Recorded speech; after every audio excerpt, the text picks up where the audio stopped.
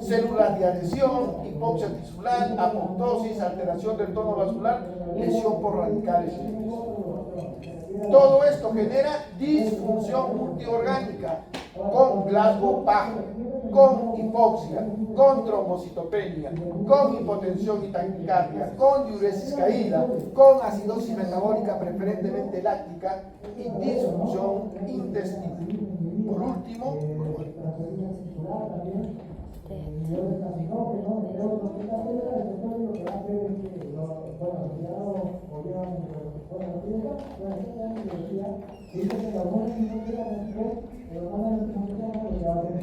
como me gusta traerles lo último, miren ustedes esto. Lancet, este año por primera vez el Lancet ha generado una revista que es atención primaria. Había el Lancet clásico, el Lancet oncológico, el Lancet respiratorio, el Lancet. Este año por primera vez ha generado el Lancet de atención primaria. Calientito para ustedes, de julio del 25, el primer número. ¿Qué cosa trajo? Miren ustedes, prevención, identificación y manejo de sepsis en la comunidad.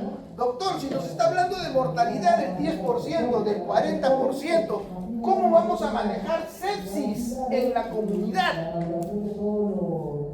La telemedicina ha venido a cambiar muchos esquemas de manejo. ¿Ustedes ya han llevado telemedicina o todavía no? Entonces van a llevar telemedicina. Y van a ver que hay muchas cosas que se pueden hacer monitoreando al paciente. O su estado mental no lo pueden manejar por el teléfono. El volumen urinario no lo pueden manejar por teléfono.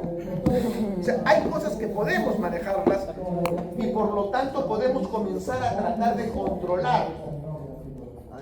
¿Qué nos enseñó? Que podíamos controlarlo rápidamente. ¿Se acuerdan? Años atrás, ¿cuál es el primer signo que se enseña a las madres de familia para que su niño con resfriado inmediatamente lo lleven al hospital? Porque ya no es un resfriado, puede ser una neumonía. Y si es una neumonía en el niño, tiene una mortalidad mayor al 30%. ¿Cuál es el primer signo que le enseñas tú a la mamá? Señora, si su hijo resfriado tiene esto, urgente, ¿Fiebre? Para más de 40, bueno. frecuencia respiratoria. Un niño en edad escolar con una frecuencia respiratoria mayor de 50 ya no es un resfriado. Muy probablemente tiene una neumonía. Entonces comenzamos a buscar síntomas y signos que nos puedan decir, señor, este paciente inmediatamente trasládelo a emergencia. Entonces, cuando hablamos de shock, hemos dicho que existen 4 formas fisiopatológicas de shock. Dime una. Dime una. Shock. No te bloquees. Dime una. Ayúdame. Uno. Otro. Cardiogénico. Otro. Distributivo. Último. Perfecto. Cuando encontremos un paciente con shock, rápidamente se nos viene a la cabeza, ¿frente a qué estamos? Distributivo, cardiogénico, hipovolémico o... Distributivo es un hacia mecanoplástico. 1770 la palabra de shock estaba ligada esencialmente a golpe, a accidente. Y el otro... Era el paciente que tenía un Obstructivo no es accidente. sepsis. No le importaban las consecuencias del accidente. Todo paciente con accidente, todo paciente con golpe, shock. Ese fue el primer concepto de shock, hacia 1770. Recién, miren ustedes, para el 85 o 56, a finales de la década del siglo XVIII, prácticamente el golpe, el trauma, podía producir una inestabilidad fisiológica. Y es así como se comienza a correlacionar el paciente que tenía un accidente y que tenía poca diuresis. Una inestabilidad fisiológica. Miren ustedes, shock causado por pérdida de electrolitos y líquidos. hacia el siglo XIX, la situación aguda, el golpe, el choque, producía un fenómeno hemodinámico por pérdida de líquidos electrolitos. Hablábamos del shock hipovolémico. Para que Alfred Bartok, prácticamente a finales del siglo XVIII, escribe: el shock es una falla circulatoria periférica que resulta de una discrepancia en el tamaño del lecho vascular y el volumen de líquido intravascular, continente y contenido. Gran continente, ¿qué shock es? Hipovolémico. Distributivo, gran continente, vasodilatación. Poco contenido, ¿qué cosa es? Hipovolémico. En el medio queda el cardiogénico Y el obstructivo. ¿Qué les he dicho del cardiogénico? Es la falla de Ventrículo izquierdo. corazón izquierdo. Obstructivo es la falla de Derecho. corazón derecho. Entonces ahí tienen los 4 tipos así de simples. Exceso de continente, vasodilatación, Distributivo. poco contenido, Hipovolémico. falla de corazón izquierdo, Cardiogénico. falla de corazón derecho. Obstructivo. No nos rompemos más la cabeza. Entonces el shock, estado de hipoperfusión generalizada por la disminución del contenido, ¿qué cosa es? Hipovolémico. O aumento del continente, ¿qué es? Distributivo. Que conlleva a una hipoperfusión tisular e hipoxia tisular. Ahí faltaría la disminución del gasto cardíaco por problema izquierdo, cardiogénico, y la disminución del gasto cardíaco por problema derecho. Obstructivo. Muy bien. Entonces ahí tienen ustedes los distintos mecanismos, como cuando cae la presión arterial, inmediatamente se producen los mecanismos de compensación para mantener la función cardiovascular y para mantener el volumen sanguíneo. Son los 2 mecanismos que va a leer el organismo cuando cae la presión arterial. No lee cuál es la causa. El organismo no dice, está llegando a un shock distributivo, está llegando a un shock obstructivo. No, dice, cayó la presión arterial. ¿Qué tengo que hacer? 2 mecanismos. Mantener la función cardiovascular y mantener el volumen sanguíneo. Mantener la función cardiovascular, corazón, aumentar la frecuencia, aumentar la contractilidad.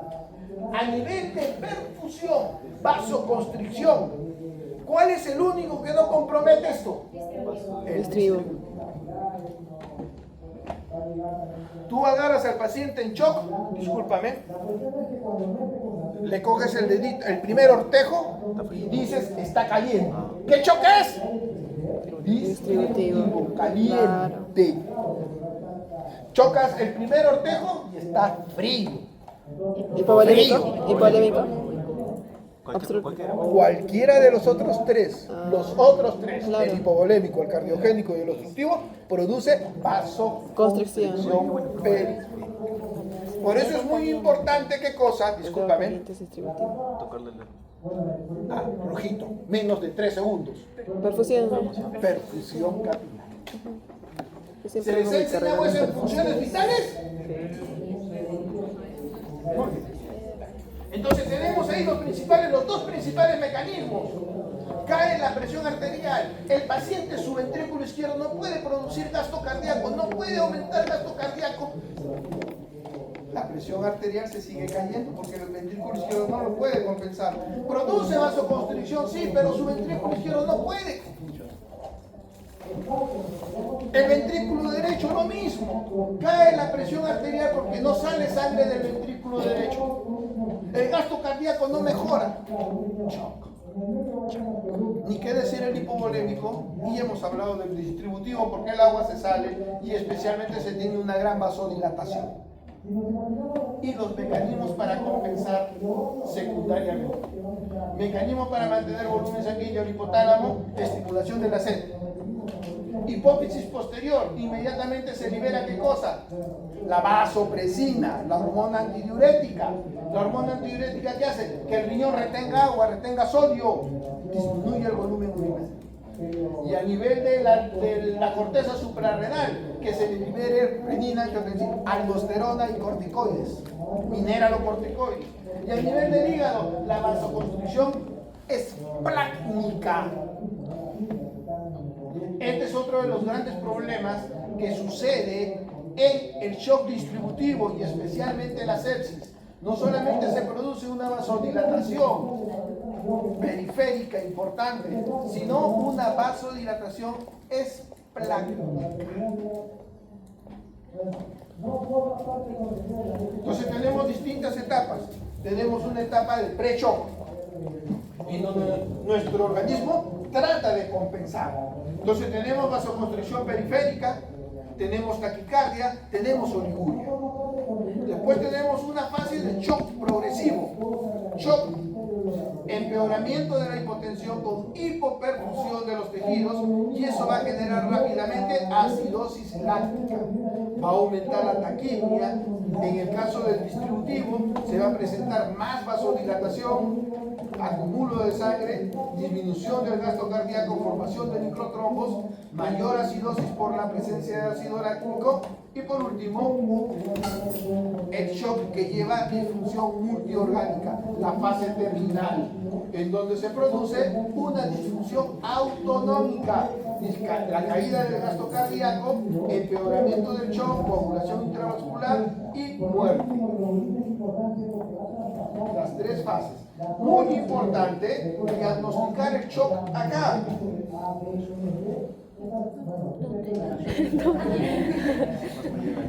Muy importante diagnosticar. Doctor, pero ¿cómo diagnostico el pre-shock? Porque mi paciente está taquicárdico, porque mi paciente está polipneico, porque mi paciente está oligúrico, porque a mi paciente le tomo la presión arterial echado 110/70, parece. Y le tomo la presión parado 90/60. ¿Por qué echado su presión es normal y parado no? Porque está utilizando mecanismos de compensación. Ahí estoy encontrando la fase pre-shock. Especialmente en el shock hipovolémico. Entonces, mucho cuidado. Como tiene taquicardia, como tiene polimia, pero su presión está normal, doctor, no está en shock. Cuidado con el pre-shock. Tómenle la presión parado. Ya no va a compensar su presión. Y se va a caer. Ni qué decir si ustedes encuentran al paciente en shock, especialmente shock y acidosis láctica. Esto, 80% de mortalidad. Independientemente de la causa. Entonces ustedes, ¿qué? Claro. En todo lo que es disfunción multiorgánica, estado de conciencia, oliguria y especialmente la acidosis láctica. La anterior diapositiva. Va a depender de la gravedad del asunto. No te puedo dar un tiempo, este dura solo 5 minutos, este no. Todo va a depender de la agresividad del daño. Por chiquito, o por quitar aquí ese gato loco. Tengo una raya. ¿Crees que Para eso tienes. Me preguntan los signos y síntomas que me pueden inducir a cada tipo de shock. Ya sé que al distributivo voy a buscarle que esté caliente, la vasodilatación, y a todo el resto que esté con vasoconstricción. Muy bien. El hipovolémico. Sería ideal buscar qué cosa, con ecografía, ¿qué cosa? El aplanamiento de la cava inferior. Sería lo ideal. Pero no todos. En el Perú, por ejemplo, el único que está haciendo este protocolo es Rebagliati, cuidados intensivos de Rebagliati. Después nadie tiene el protocolo. Solamente son 3 o 4 intensivistas en el Perú, hablando de Lima, uno en la Clínica Delgado, otro lo tiene Rebagliati, y sé que hay 2 más de estos aparatitos para hacer ecografía inmediata. Salud. Gracias. Entonces, ¿qué cosa vamos a encontrar? Por ejemplo, en el hipovolémico, busquen cuello, busquen la yugular. Acá está. ¿Yugular cuál? Externo. ¿Posterior? Ah, ¿Externa? ¿Interna? ¿Cuál yugular? externo. La externa, la que está por fuera del esternocleidomastoideo, porque la interna está por dentro, Sí. nunca la van a ver. Entonces buscan la yugular externa. No ven yugular externa. Si no la ven es porque no hay volumen. Entonces, ¿cuál de los shocks se puede presentar sin presencia de yugular? Uno hipovolémico. Pero otro que no hay volumen es el distributivo.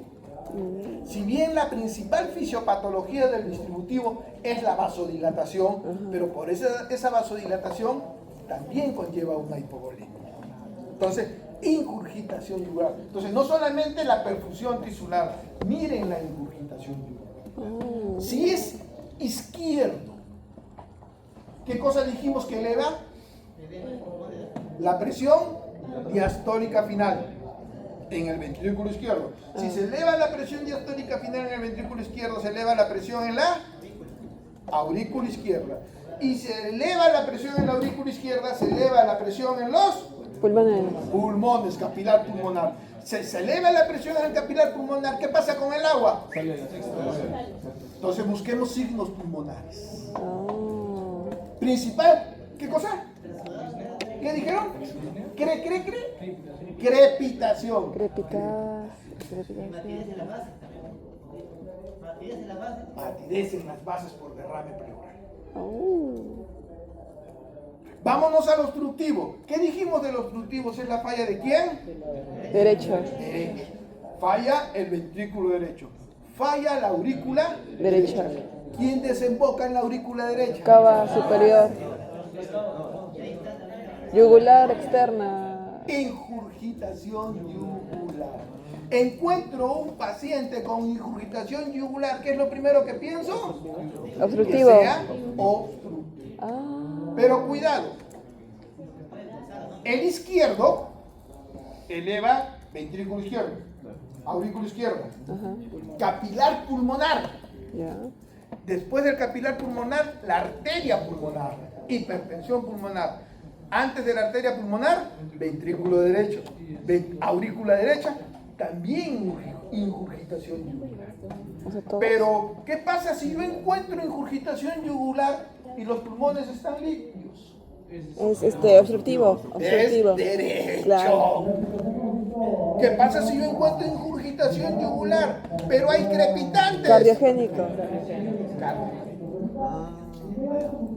Entonces, ¿cómo la clínica se desarrolla de acuerdo a nuestros mecanismos fisiopatológicos? Por eso tenemos que tener bien claro, el hipovolémico, poco Volumen. contenido. Ah. El distributivo, mucho Contenido. continente. El cardiogénico, Izquierdo. el obstructivo. Derecho. Entonces, eso es lo que leen ustedes acá. Muy bien. Entonces, el obstructivo es el bloqueo. ¿Bloqueo de quién? Del ventrículo derecho. Acá debiera decir funcionamiento cardíaco específicamente derecho. Por eso es que se eleva en la cava superior la ingurgitación. ¿Qué cosa produce esto? Ya les dije, tromboembolia pulmonar, esta es la arteria pulmonar. ¿Qué pasa si se forma un trombo? El ventrículo derecho no puede producir, no puede eyectar sangre. ¿Qué pasa si es que hay un taponamiento cardíaco por derrame? Colapsa rápidamente el ventrículo derecho. Entonces, siempre tener presente eso en lo que corresponde a obstructivo. Corresponde a cardiogénico. ¿Quién es el que falla?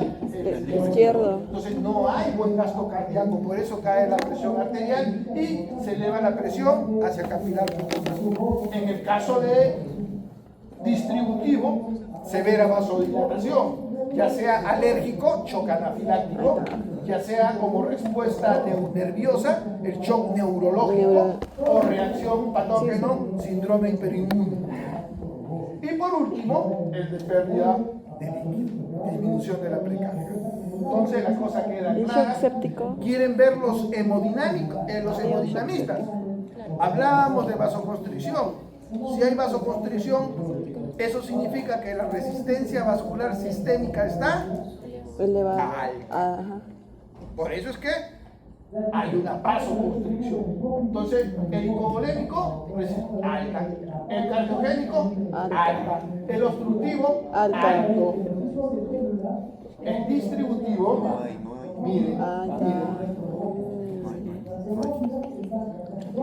Entonces, acuérdense de eso, sí. Nuevamente nos vamos hacia atrás. Por ejemplo, el hipovolémico, miren, toditas caen. Menos la respuesta. No hay ingurgitación yugular, eso se llama presión venosa central. Capilar pulmonar, no hay. Gasto cardíaco, no hay. Solamente está la respuesta compensatoria periférica. Miren el cardiogénico. Hablábamos de presión capilar pulmonar elevado. Si la presión capilar pulmonar está elevada, dijimos que puede estar elevada la presión venosa central. Pero miren el gasto cardíaco Abajo. en el suelo, porque no hay, el ventrículo izquierdo no funciona. Claro. Y en el obstructivo, miren, esencialmente la presión venosa central está elevada, que es el reflejo de la disfunción de ventrículo derecho. La presión capilar puede ser que esté normal o no, el gasto cardíaco va a estar caído al igual que en el cardiogénico, pero es por problema derecho. Y por último, el distributivo, como ven ustedes ahí, casi todas en sus manifestaciones. Entonces, nuevamente, las causas del hipovolémico, con su fisiopatología que conocen muy bien: caída de bulimia, la caída del retorno venoso, la caída de la precarga, la caída del postcarga con gasto cardíaco, presión arterial media en el suelo. Entonces, la fisiopatología la tienen bien clara. Las etiologías y cómo encontrar. Vámonos al shock hipovolémico, es lo mismo prácticamente. Vámonos al shock hipovolémico por trauma, lo mismo. Shock hipovolémico, la clínica. En el shock cardiogénico, la fisiopatología, circulación, gasto, la caída del gasto cardíaco, y esto genera la caída de la presión arterial. Pero ¿por qué cae el gasto cardíaco? Esencialmente por problema de ventrículo izquierdo.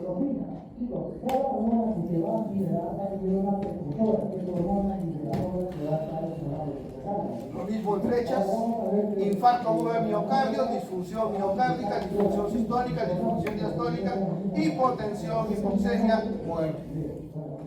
Si quieren verlo por otro lado, disfunción del ventrículo izquierdo, oclusión de las arterias coronarias, isquemia del miocardio, y empieza toda la cascada. En este tipo de shock, vi que se aumentaba el sistema renal. Por supuesto, si cae el gasto cardíaco fisiológicamente, cae el gasto cardíaco en la renal. Claro. Y si cae el gasto cardíaco en la renal, se activa el sistema renina, angiotensina, aldosterona. Y que básicamente creo que las células más sensibles son las del riñón. Las células más sensibles. Pero la célula del riñón es la más sensible frente a cualquier hipotensión. Sí, ¿verdad? Eso no es exclusiva del shock cardiogénico. El shock obstructivo, no hay buen gasto cardíaco derecho, por lo tanto no hay buen gasto cardíaco izquierdo, cae el flujo renal, se activa renina, angiotensina, aldosterona. Igual. En el hipovolémico no hay sangre, se activa renina, angiotensina, aldosterona. En el distributivo, exactamente. O sea, es un mecanismo compensatorio a la caída de la presión arterial. Ah, ok. Y ahí tienen También las en causas, como el- conversábamos, del shock obstructivo. En el anafiláctico también se activa el renina, ¿verdad? Ya. Shock distributivo, lo hemos conversado hasta el cansancio, no vamos a seguir. Recordad que en el shock distributivo, especialmente en la sepsis, existe dos fases, o si quieren hasta tres fases. Una la del pre-shock, una la del shock caliente, para al final con el shock frío. Es decir, el paciente con shock séptico no siempre se mantiene caliente. En su fase terminal, el shock séptico produce lo mismo: vasoconstricción, caída del gasto cardíaco, etcétera, etcétera. Entra en disfunción total. Entonces, la última fase del shock séptico siempre es como un shock, una mezcla de cardiogénico, de hipovolémico y de obstructivo. En la sepsis hace que se produzcan distintos factores que son inotrópicos negativos. El factor depresor del miocardio. Cae el gasto cardíaco. Entonces tienen ahí ustedes justamente la fisiopatología del shock distributivo séptico, que lo hemos conversado ya.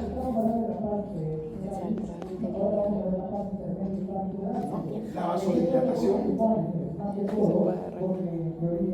Entonces tienen ustedes nuevamente hipovolémico, obstructivo, cardiogénico y los distributivos. Al final, hipoxia tisular, disminución de la filtración renal, aumento de los desechos tóxicos, fracaso multiorgánico y muerte.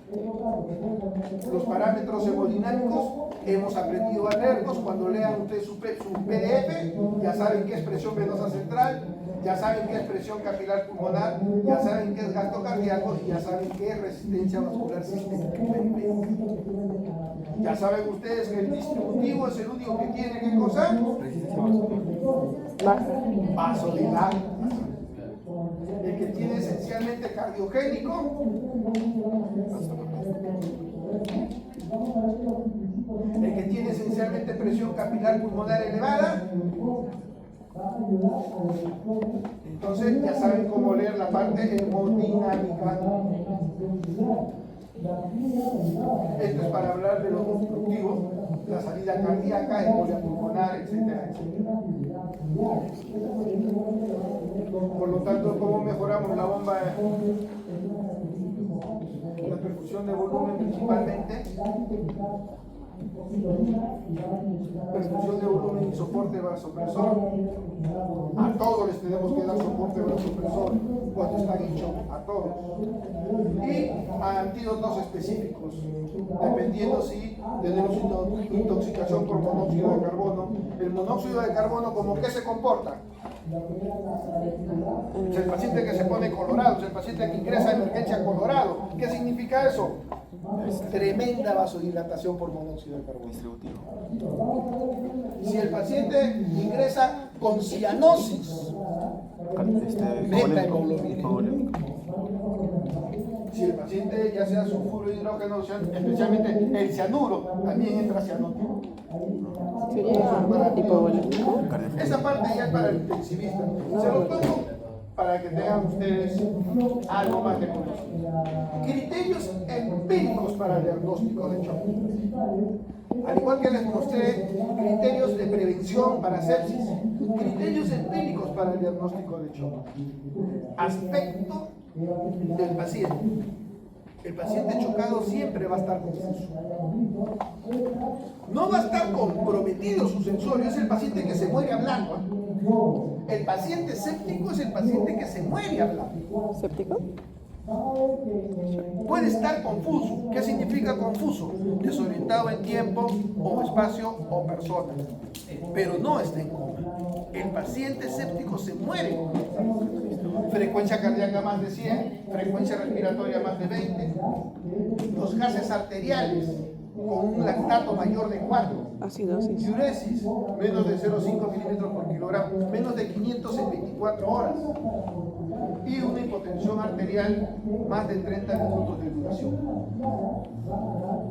Entonces, mucho cuidado, ya conocen los síntomas tempranos. Variables que indican hipoperfusión tisular. Esto nos indica de shock. Esto nos indica hipoperfusión tisular. Bueno, para que les guste leer un poco más, esto es lo que es ese jovencito aprendido en semiología. Los síntomas complejos para shock. Esto no es fisiopatología, pero se los dejo ahí. ¿Eso viene en el examen, doctor? No. Eso. Miren lo que significa shock caliente, miren lo que significa shock frío. Que lo hemos conversado. Existe una serie de variables en cuidados intensivos. ¿Qué cosa es aumento del índice de shock? ¿Qué es disminución de la presión arterial media? ¿Qué son variaciones de la presión venosa central? Esas son sus definiciones.